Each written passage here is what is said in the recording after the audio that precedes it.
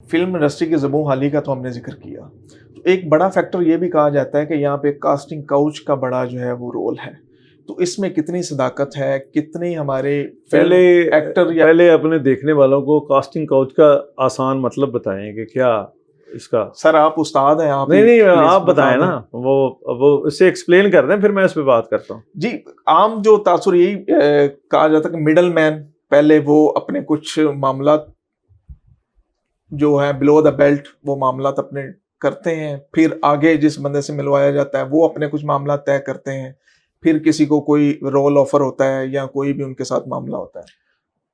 देखें, ये एक नॉन प्रोफेशनलिज्म होना चाहिए वैसे इखलाकी तौर पर, बुकिश किताबी निसाबी इखलाकी हवाले से तो ये एक नॉन प्रोफेशनलिज्म है।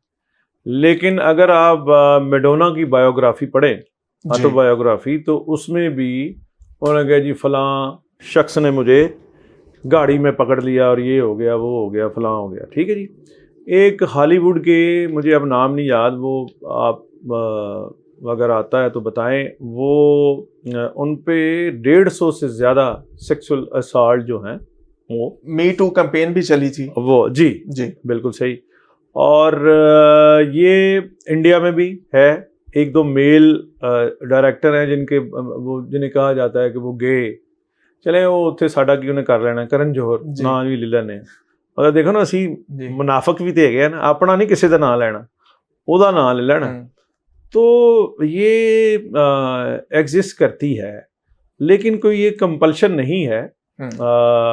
बहुत सारी जो एक्टर्स मेल और फीमेल होते हैं उन्हें ये टैक्स ये अदा करना पड़ता है। टैक्स या टोकन, टोकन भी है, टैक्स भी है, ये है जी। और मैंने एक खातून को रेफ़र किया, मेरे गुजरांवाला से थी, तो मैंने उनको कहा जी कि वो आप काम देते, बहुत ही रिस्पेक्टेबल थे हमारे दोस्त, फौत भी हो गए हैं, दुनिया से चले गए। तो दूसरे दिन लड़की ने कहा जी है ना। अच्छा, तो मैंने कहा यार साडा भी लिहाज नहीं किया।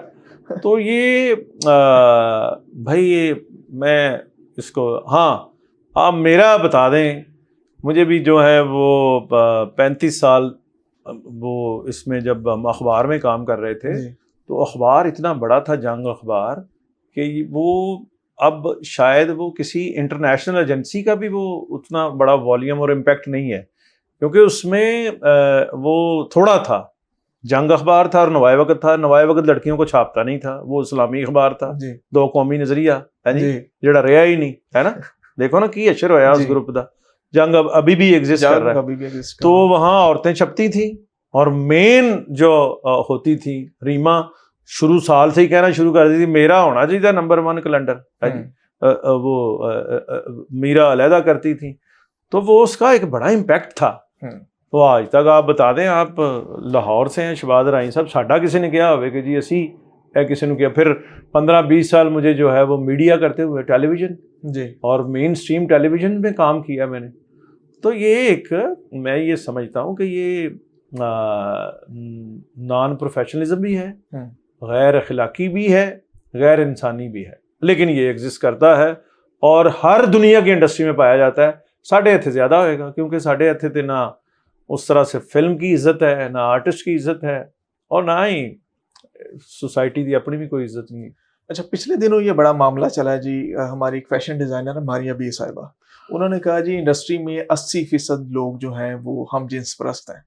उस पे आपने भी कुछ अपनी राय दी, तो क्या वाकई इंडस्ट्री जो शोबिज़ इंडस्ट्री है उसमें ऐसा ही है? देखें, पाकिस्तान में तो मर्दमशुमारी नहीं हुई, तो शुमारी किस तरह हुई होगी, या ये गेइज़म जो है, क्या मारिया बी के पास जो है वो क्या फैक्ट्स एंड फिगर हैं। तो मेरा ख्याल है वो स्टेक होल्डर हैं, उनको ज़्यादा इंटरेक्शन है, उन्हें पता होगा। और फैशन इंडस्ट्री में लोग ज़रा थोड़े नर्म नाजुक होते हैं, और